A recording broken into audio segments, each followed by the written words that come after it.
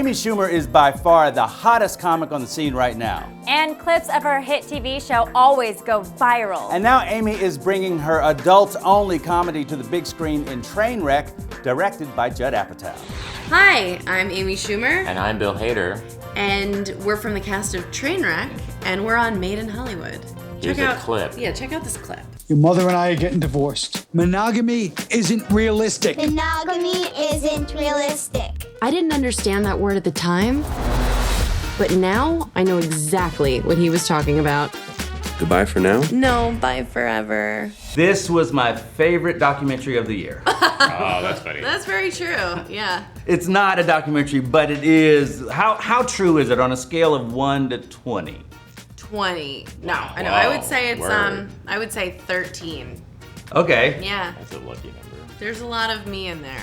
Saturday, I would love it if you were my date. I can't do that because, like, you and I won't ever see each other again. I just made a decision, like, I'm gonna just dig deep. It definitely made me feel vulnerable. I think she's just kind of like this woman who's figuring it out, dating, trying to see, you know, what she wants in life and what she wants in, you know, like someone she's dating, and really honestly figuring it out and showing everyone who she is. Before you judge, you should know I'm doing fine. My friends are awesome, my apartment's sick, and I have a great job at a men's magazine. You are Amy's wingman, if you will. Yes, yeah. So, do you guys kind of mirror each other as in personalities in the movie? Like, is Nikki kind of a hard drinking, pot smoking, manhandling kind of chick? I think Nikki's more like Amy's friend who's kind of like looks up to her and kind of trying to learn from her, but hasn't quite mastered all the skills that Amy has mastered.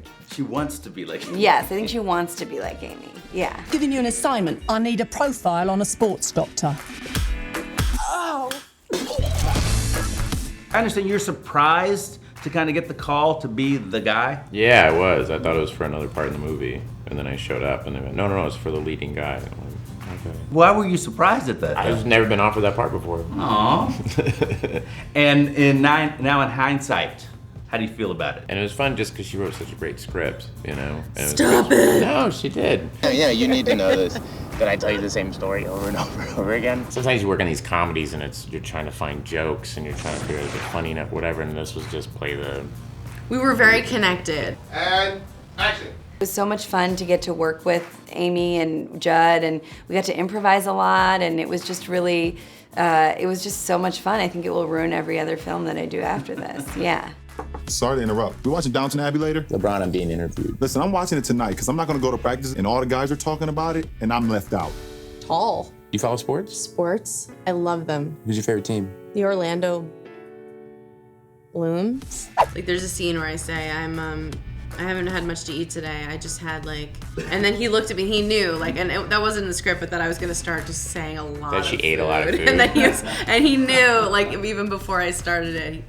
He like, we were looking at each other's eyes, like, he's like, all right, go ahead. I'm like, go, do it. Yeah. That's funny. Like, just like an omelet, like, just like a long list of food. Just give me 11 details. Just give me like 11 details. I know Judd Apatow, your director, I think. Judd Apatow? Yeah. Oh, yes. I'm familiar, yes. Do you know Judd?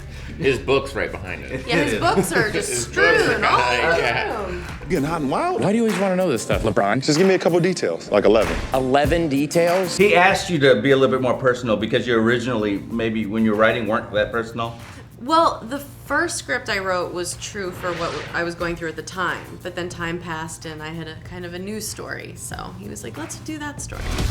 What am I doing? I slept at the doctor's place last night. My boy got intimate. Yes. Sexual intercourse. Oh! There are like so many like great kind of embarrassing moments for you, and I was like, oh my God, so embarrassing. But then I think you wrote it. I know.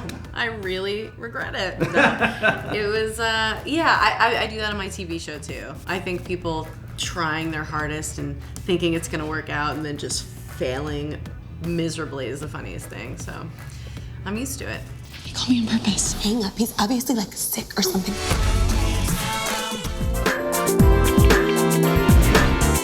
Made in Hollywood.